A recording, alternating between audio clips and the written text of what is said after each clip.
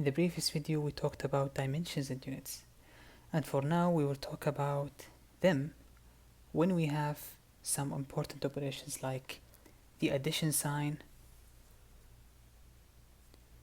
subtraction sign, plus negative, and then multiplication and division. We have also one important operation, which is the equality sign. With this equality sign comes a new thing called equation.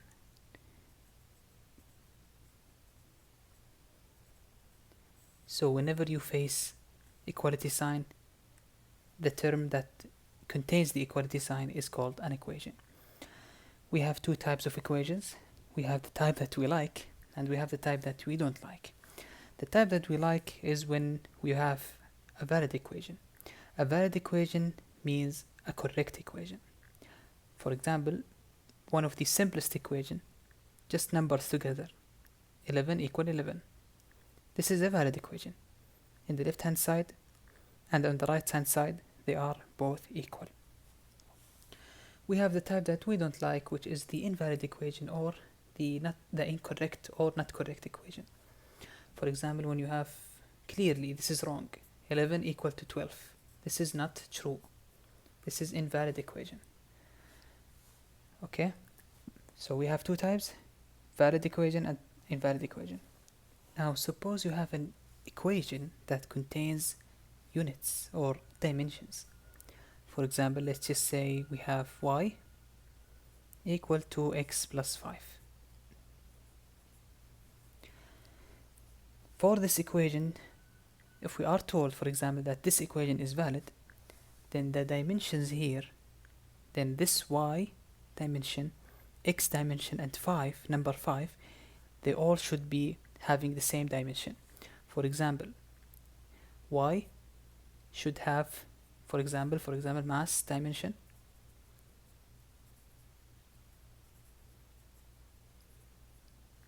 then x must have mass dimension, and this number 5 must be measured with a dimension of mass.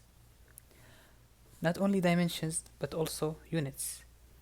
This y should have, for example, if it has a unit of kilogram unit, then this x must have kilogram unit, and this 5 must have kilogram unit. For an equation to be valid, it has to be dimensionally homogeneous,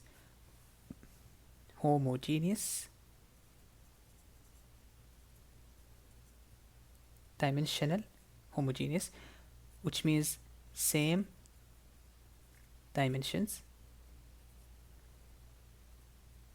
mass, and then for an equation to be valid, it also has to be consistent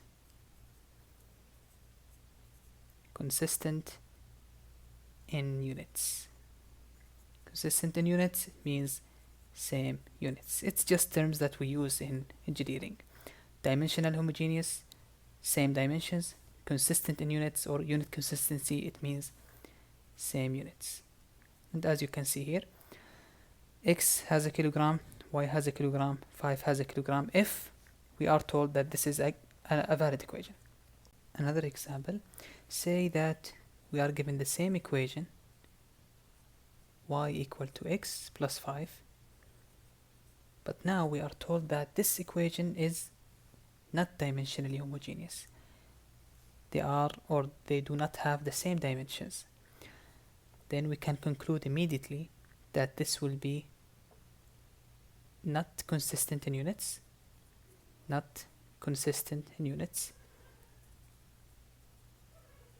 okay, and we can conclude that it's invalid or incorrect equation. Let's see together why.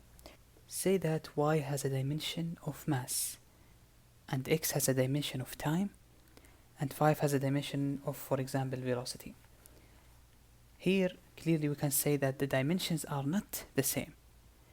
So, it doesn't make any sense to say that the equation is valid if it has different dimensions.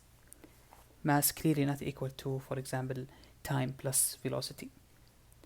That's why if it's not dimensionally homogeneous, it will be invalid equation. It will be invalid and it will be not consistent with units. I have a question. Suppose that the units of y equal, it's a new example by the way. So suppose the units of y is equal to gram and unit of x equal to kilogram, and the units of 5 is equal to 5 units of 5 equal to milligram. Can we say it's inconsistent in units, or can we say it is consistent in units? Of course the answer will be consistent in units, because even though we have gram, kilogram, milligram, different prefixes, we still can find a convergent factor for this y, converted from gram to kilogram, for example, and we can convert this 5, which has a unit of milligram, we can convert it to kilogram, and all of them now, they will have kilogram, kilogram, kilogram, making it a consistent equation. If it is consistent in units, definitely it will be dimensionally homogeneous, meaning definitely it will be having the same dimensions, mass, mass, mass. But it doesn't depend, or it does not say that it's a valid equation. I will show you in the next example why. Suppose we have, once again, this equation, y equal to x plus 5, and I tell you that this equation has unit consistency. This has the same unit, y, x, and 5 all have the same unit. For example, let's say kilogram here in y, and kilogram in x, and kilogram in number 5. Can we say that this is a valid equation? And can we say that this is dimensionally homogeneous? Pause the video just 2 or 3 seconds and then we will answer together. We can say it's dimensionally homogeneous because mass, mass, mass. But it depends if it is valid equation or not. How it does depend, we will see. For example, let's say that y is equal to 5. Okay, or no, wait. Let's say that y is equal to 15 maybe, and x is equal to 10. Now just substitute numbers here. 15 in the left hand side, 15 is equal to x plus 5. X here is 10 plus 5. So we can conclude that we have 15 in the left hand side, hard word, left hand side, is equal to the right hand side, which is 15. Here we can see that the left hand side is equal to the right hand side, and we conclude that this is a valid equation, has a unit consistency, and dimensionally homogeneous.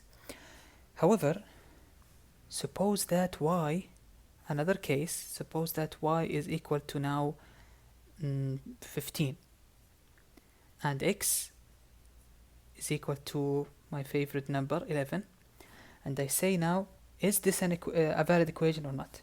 We need to substitute here. So y here is equal to 15. We say 15 equal to x, which is equal to 11 plus 5, and we conclude here that 15 is equal to 16. Is this true? Of course not. This is wrong. So it's invalid equation. However, it's invalid equation, but it has the same unit, kilogram, kilogram, kilogram. It is dimensionally homogeneous, mass, mass, mass. So if you have a dimensionally homogeneous equation, you have a unit consistency of an equation. It does not mean that it has, or that it is a valid equation. However, or there is a case that we can say that it is dimensionally homogeneous, has a unit consistency, and a valid equation if x and y, if x is equal to 10 for example, and y is equal to 15. So it depends. I think it will be better if I show you an example or a flowchart that represents this whole idea. So say we are doing a flowchart containing dimensions, units, and equation validity. So we'll start with an equation. This equation could be, as we said, valid,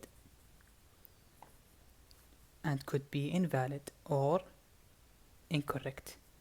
Just a reminder, valid means correct, invalid means incorrect. Now this valid equation, if it is valid, then it must be, or it means that it is dimensionally homogeneous, dh, and therefore, or it must mean that it is also has a unit consistency. If it is invalid, then it means two things. It means it is, or it could be dimensionally homogeneous, and therefore has a unit consistency, or it means that we have not dimensionally homogeneous equation, not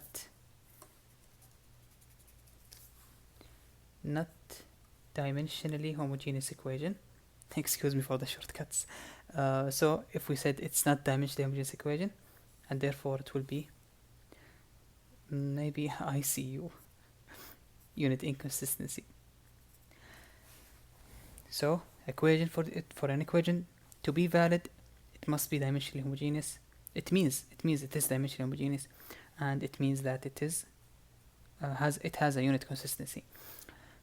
If an equation is invalid, it doesn't mean that it is dimensionally homogeneous, or it doesn't mean that it has a unit consistency, because it may be not dimensionally homogeneous equation, and therefore inconsistent in units. I hope it's clear, because we'll need them so much when we come to the dimensional analysis. In fact, we will come to it now.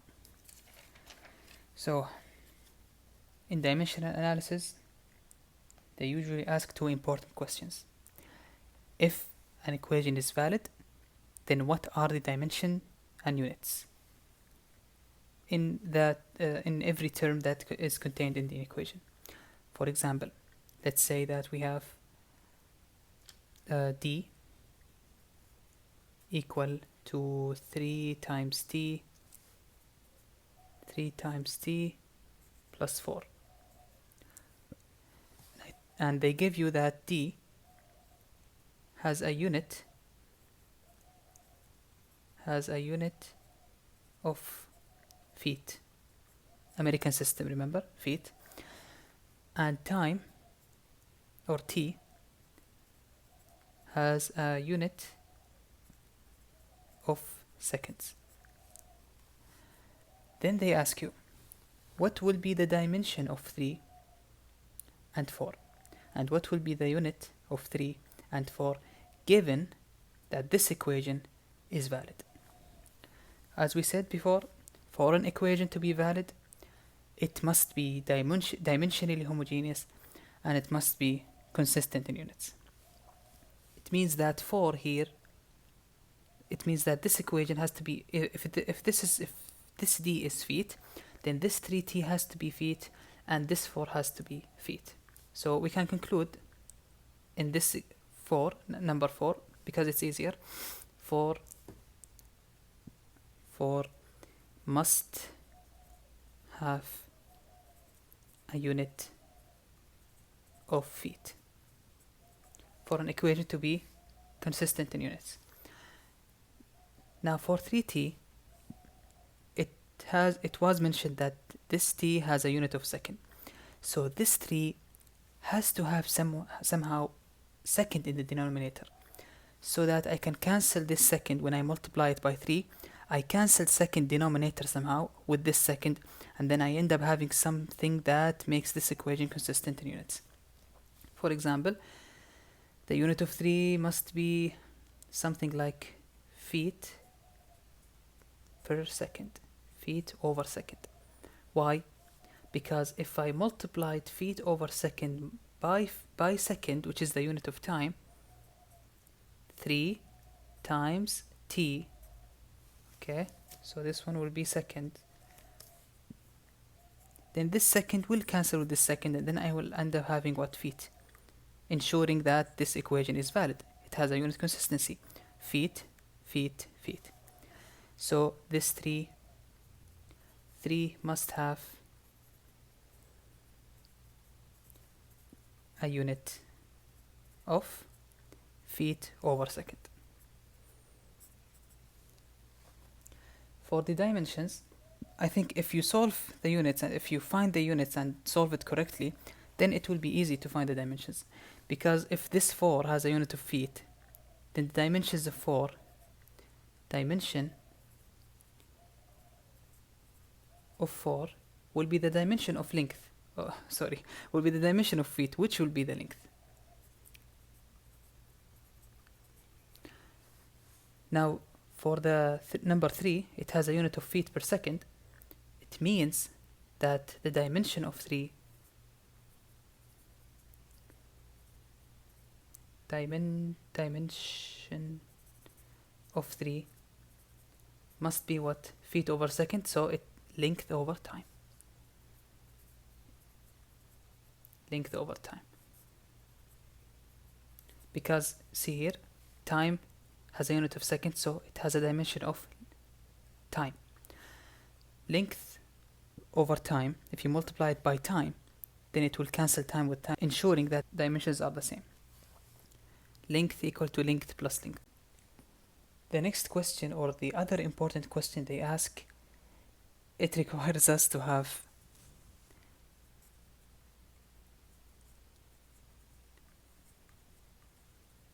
the fifth drug, because it's not easy.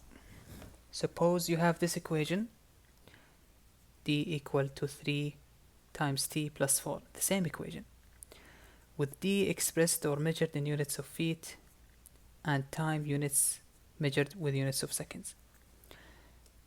Then derive a new equation that has d measured with meter and time measured with minutes. It's not the same. It's not the same if I said find a conversion factor that converts from feet to meter and second to minutes. It's not the same at all. It means find an equivalent equation with d having units of meter and time having units of minutes, but it's exactly equal to this equation when d has a unit of feet and time has a unit of seconds. You wouldn't see it clearly now, but let's take the example step by step. Now, to make this d exactly equal, to make this d in feet, for example, equal to d in meter, I did a funny way, but it works. Actually, it works. So let's say that because we're starting here with feet, we will find the conversion factor that relates feet with meter. This one from the previous video. 1 meter is equal to 3.28 feet. I will use this one because feet here because we are moving from feet, we will start with feet. 3.28 feet for every 1 meter. Now, how to make this term on the left hand side equal to the right hand side would be if I make this one, if I copied this one but reversed it, like I put here meter in the numerator and 3.28 feet in the denominator.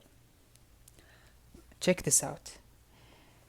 I'll call this one a new d called d prime, and I will measure this d with a unit of meter. Then it will be what? Then this d that we had before in this example, in this question, will be this d in feet will equal to 3.28 multiplied by d prime or d dash, which is measured in meter. They are equal. So see, I'm not converting from feet to meter. I'm finding a new equation that is expressed in meter when it was before expressed in feet. Similarly with time, let's say that this time is in second, right? This time is in second. Because I'm starting with time, let's see again the conversion factor table. It said that for every 1 minute we have 60 seconds. And because we're starting with second, I will put second in the numerator. So 60 here, seconds divided by, or for every 1 minute. I'll do exactly the same, but I will reverse the process. So I'll say 1 minute divided by 60 seconds. And I will call this one t prime, t dash, which is measured in units of minute. And this equation now will therefore be time, which was in second. I found a new equation, I derived a new equation, but expressed in 60 multiplied by t dash, which is in minute. Now you did the hard step. Just all you have to do now is substitute these numbers here. So this equation now will be what? This d that we had before, it's 3.28 d dash in meter. It's equal to 3. This t now is equal to what? 60 t prime. 60 t prime, which is measured in minutes. And 4 is a nice number, so there is nothing. Solving for d, just divide by 3.28 to solve for d. So we will end up having what? We will end up having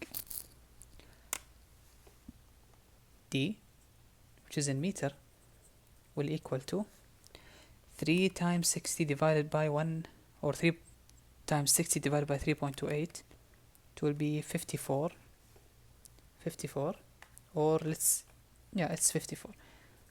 54.9 t prime, which is in minute, plus 4 divided by 3.28. Just a reminder, I'm dividing 3.28 here, 3.28 here. So I need to divide 4 over 3.28, so it will be 1.2. And this is the new equation, expressed in meter and minutes, exactly equal to this equation, 3t plus 4 expressed in feet and time expressed in seconds. If they want to make our life harder, then they will ask something like, what is the unit of 54.9 and what is the unit of 1.2? In the beginning of the question, it was mentioned that the equation is valid.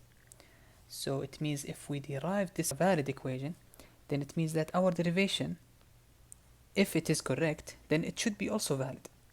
It should also produce a valid equation. If that's the case, then this 54.9 times t prime all of this should form a unit of meter, and 1.2 directly it's meter, to make sure that meter are consistent in units. How to make this one meter? If we have this in minutes, we will say this 54.9 must, I'm not saying should, I'm saying must have a unit of meter per minute. Meter divided by minute. Why? Because if I multiply meter divided by minute, multiplied it by minutes, this minute will cancel with this minute, and then we will end up having meters. 1.2, as we said, it's only meter. Now, I mentioned that this equation is successfully derived. How can I make sure? How can I guarantee that this equation is derived successfully? Apply conversion factor.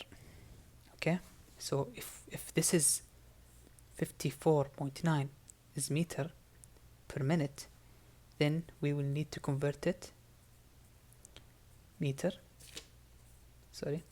per minute. We will need to convert this one into feet per second.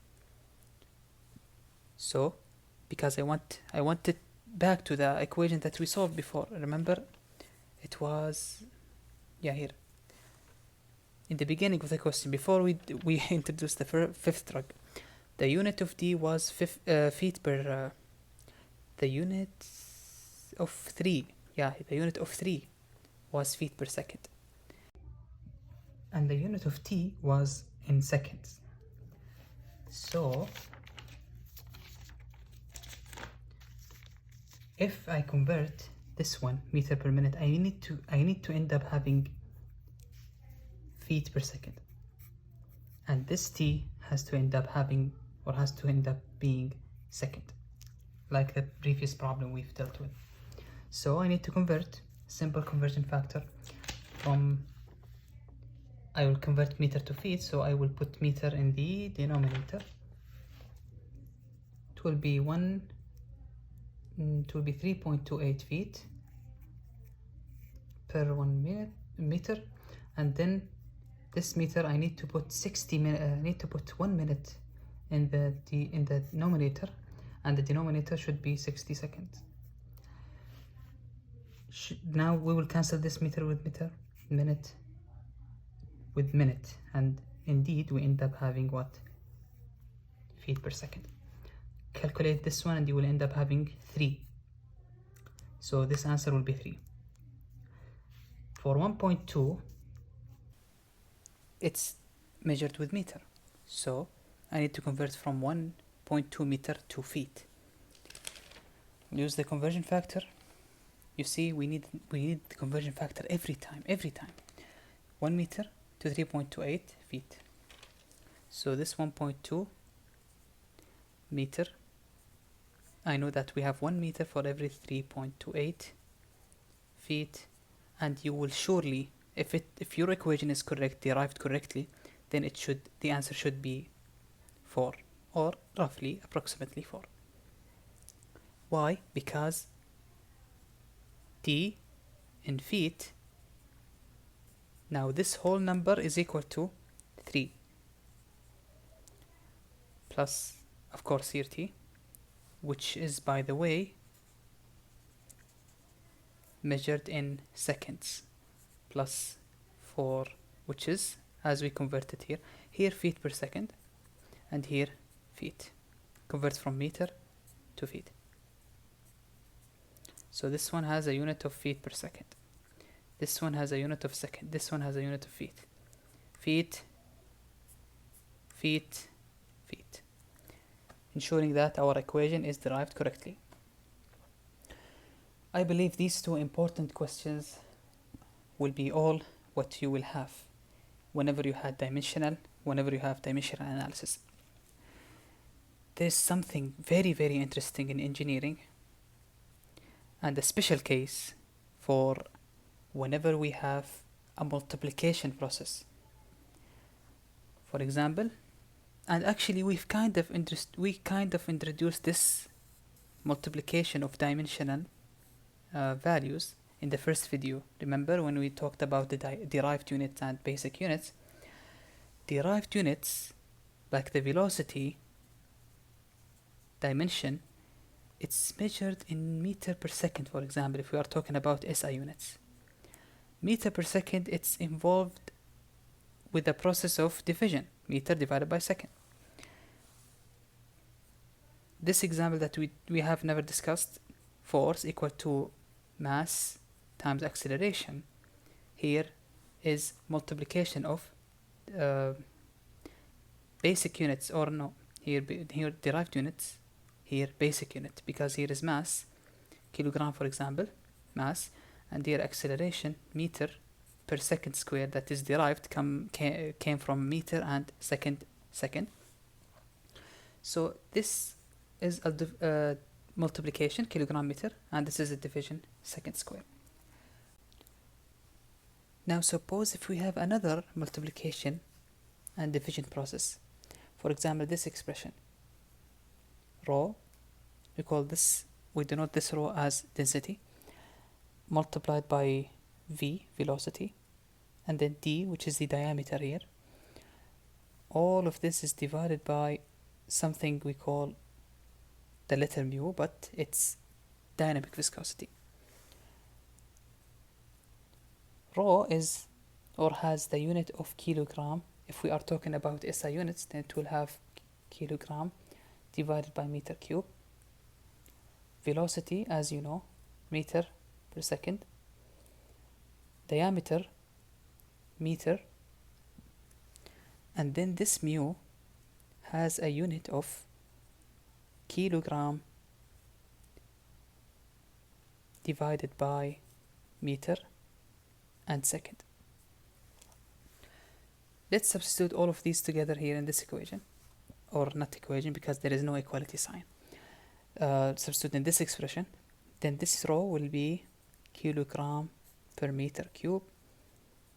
We'll multiply it by V, which is meter per second.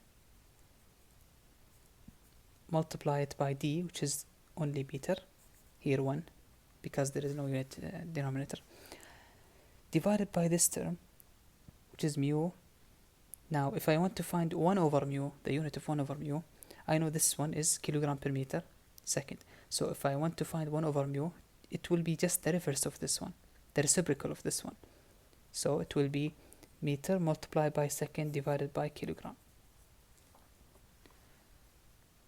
What happened now is there is a case, like this case, where we have cancelling units of kilogram with kilogram. Meter cube is gone with meter, meter, and then here meter. And this second is gone with this second. The result of multiplying all of these units together produced an answer of only 1. This is a case of multiplication and division where we call this case dimensionless number. So if I multiplied all of these together and produce the dimensionless number, the number that has no unit, dimensionless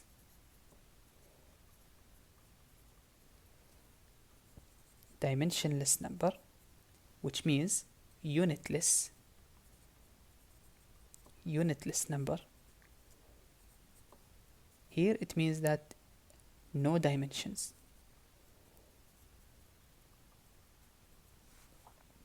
And here no units.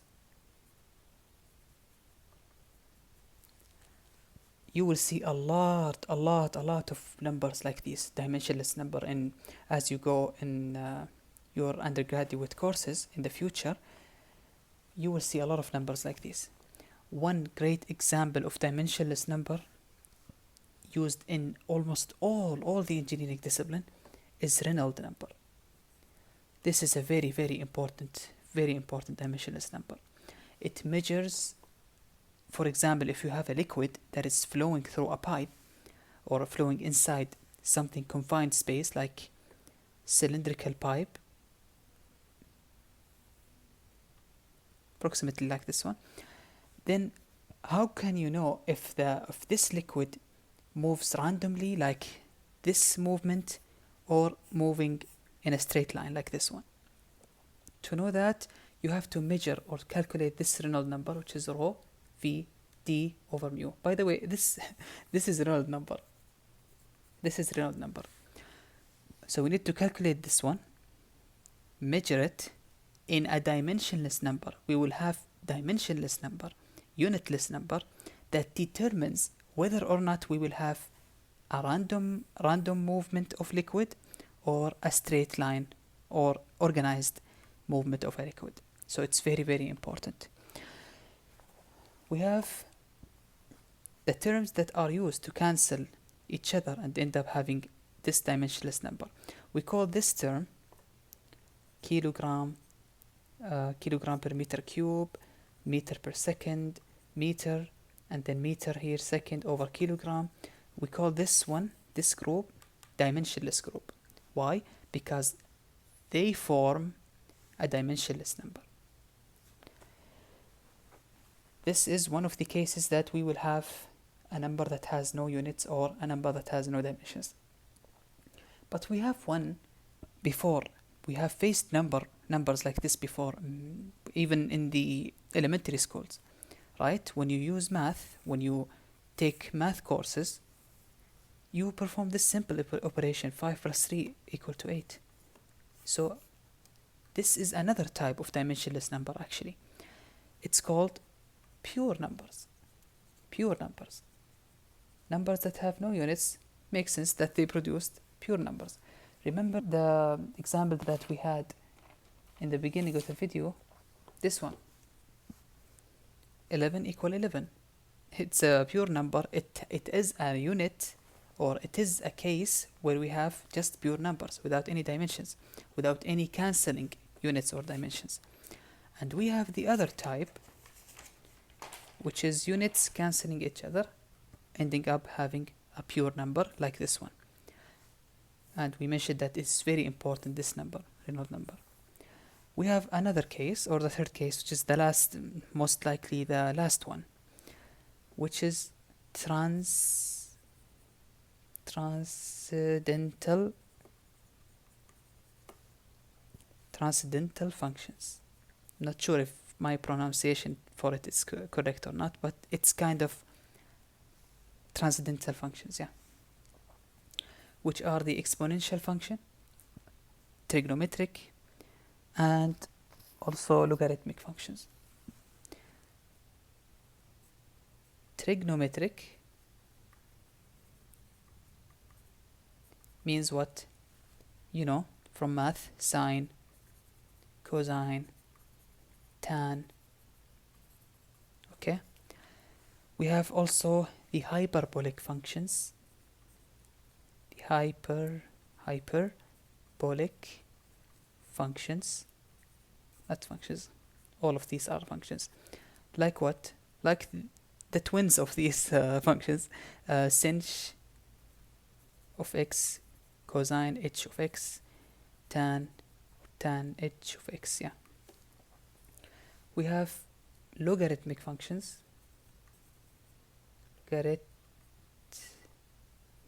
Logarithmic functions,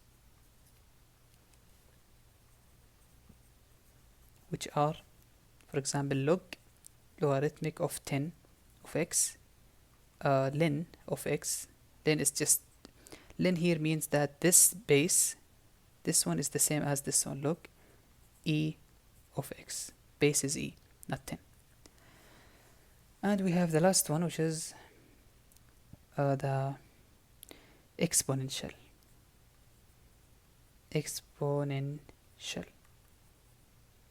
Bear with me a little bit, because I know this is all math, but it's a type of pure or dimensionless number as well, right? So here, functions like e to the power x,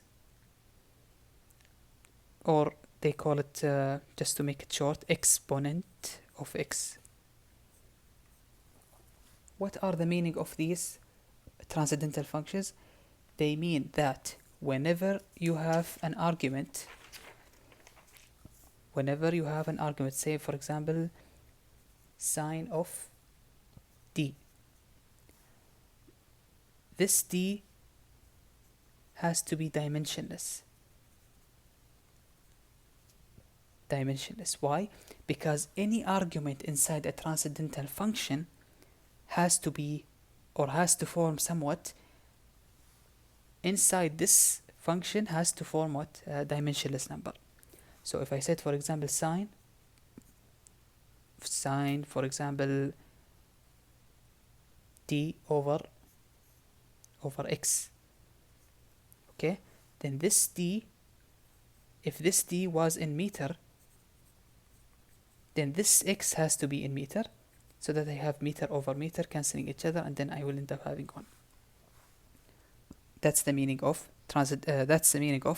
dimensionless number inside an argument. This is an argument. So here, this is the argument. Argument is not a fight. It means argument that whatever inside the brackets here. So whatever inside the brackets has to form somehow a dimensionless, a unitless number. Do we have something here to add? No, that's it. So we have 3 types of dimensionless number. Pure numbers that come in nature, like math. 5 plus 3 is 8. We have transcendental functions, which are trigonometric, logarithmic, exponential, hyperbolic. And we have the third interesting case, which is the units forming together or joining together and then cancelling each other, ending up having dimensionless number, like this beautiful, beautiful dimensionless number, Reynolds number. And if you have any question, silly for you or not, literally, just ask me in the comments and I will inshallah reply.